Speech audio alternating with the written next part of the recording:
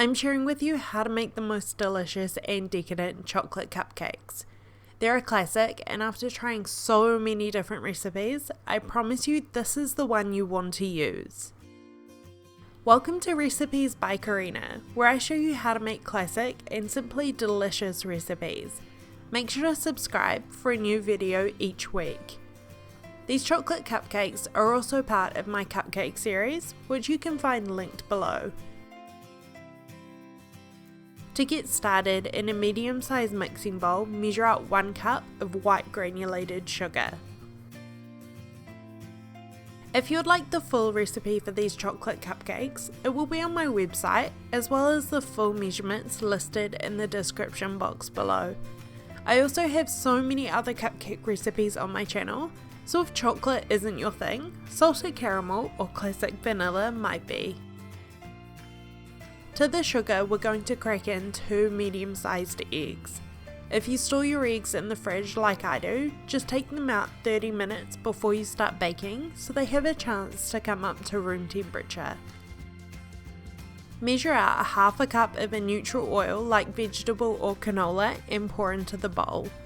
One of the reasons I love this recipe is it uses oil instead of butter, so there is no need for any creaming. Chocolate cake and chocolate cupcakes usually always use oil instead of butter, as butter has a stronger flavour, so when you're making something like chocolate flavoured cupcakes or cake, you don't want anything competing with the flavour from the cocoa powder. Lastly, add about 1/2 teaspoon of vanilla.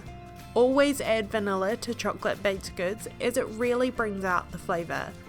Use a whisk to mix everything together until well combined. Set the wet ingredients to the side while we work on the dry.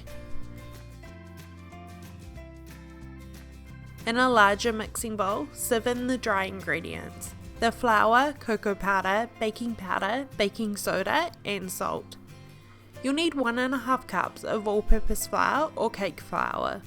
Cake flour has a lower protein content than all-purpose flour, which basically means it yields slightly softer and delicate cakes.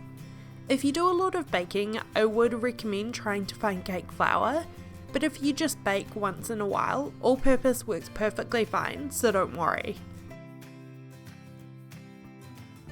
Next, add 1/2 cup of cocoa powder, whichever kind you have, just make sure it is unsweetened.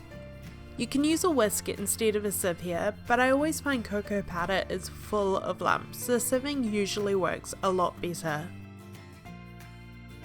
These chocolate cupcakes pair perfectly with chocolate buttercream, which I'll share with you the recipe for once the cupcakes are out of the oven.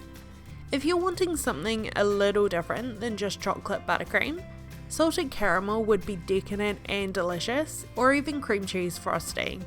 You can find the recipe for all of these on my channel. Next, we'll need 1/2 teaspoon of both baking powder and baking soda.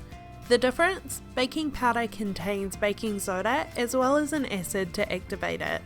The buttermilk and cocoa powder in the cupcakes is an acid which activates the 1/2 teaspoon of baking soda, meaning the cupcakes are super light and fluffy.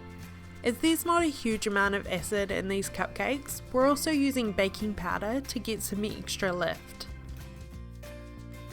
Finally, add a pinch of salt to round off the flavours and sieve the ingredients into the large mixing bowl, removing any small lumps left behind.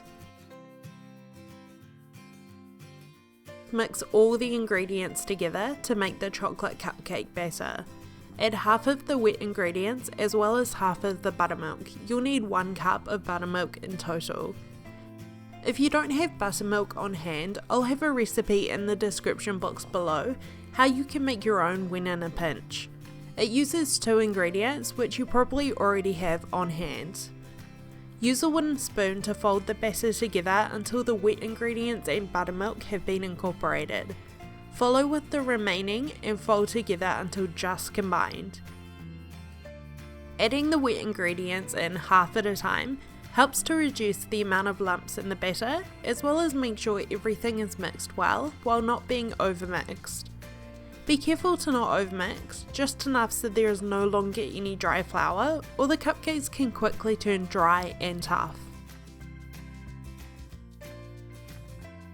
Line a 12 pan cupcake tin with paper liners and use a 1/4 cup cookie scoop to divide the batter and fill the tins. You only want to fill them 2/3 of the way, and I've found a 1/4 cup works best, so if you don't have a cookie scoop, try using a measuring cup instead. Bake the cupcakes in a 180°C or 350°F oven for about 15 to 20 minutes, or until the cupcakes spring back when pressed lightly in the centre. Cool the cupcakes completely before decorating. Chocolate buttercream is my preference on chocolate cupcakes, but there are also so many other flavours if you decide to do something different. To make the chocolate buttercream, you'll need 1 cup or 2 sticks of room temperature butter. It's very important that your butter is at room temperature. If it's straight out of the fridge, there is no way you'll be able to cream it, so just remove it about an hour or so before you're ready to get started. Place your butter in the bowl of a stand mixer or a large bowl if you're using a hand mixer. Mix on medium speed first before increasing it to high speed for about 5 minutes or until the butter is pale and has almost doubled in volume. When your butter is incredibly light and fluffy, it's time for the sugar. You'll need to use icing sugar for this recipe. It is also known as powdered sugar or confectioner's sugar depending on where you live in the world. They're all the same ingredient, just make sure you're not using regular granulated sugar as this will not work. It's easiest to add your sugar in thirds, so it incorporates faster and you don't end up losing half of it outside of the bowl. Mix on low speed first until it is mostly incorporated before turning the mixer up higher. When you're ready to add the last lot of sugar to the bowl, also add the 1/2 cup of cocoa powder. Just regular unsweetened works best here. Mix the last of the sugar and cocoa powder on low speed until it is mostly incorporated. It should be extremely thick and not resemble much like buttercream, but we've still got another ingredient to add. Turn your mixer onto low and stream in about 1/2 cup of milk. You may need more than this, but just start off with 1/2 cup first and check the consistency. As the milk is incorporated, your buttercream should loosen up and start to look light and fluffy. You might be wondering why we're not using real chocolate in this recipe. The simple reason for this is I've tried both ways and you don't get much of a difference using real chocolate. The cocoa powder carries so much flavour and the buttercream already has the perfect texture, so there really is no need for real chocolate. If you disagree, try this recipe and let me know your thoughts afterwards. Give the bowl another scrape down to get all of the sugar and butter that has stuck to the sides and add a touch of vanilla essence. Pipe the chocolate buttercream over your cupcakes and sprinkle with chocolate hail.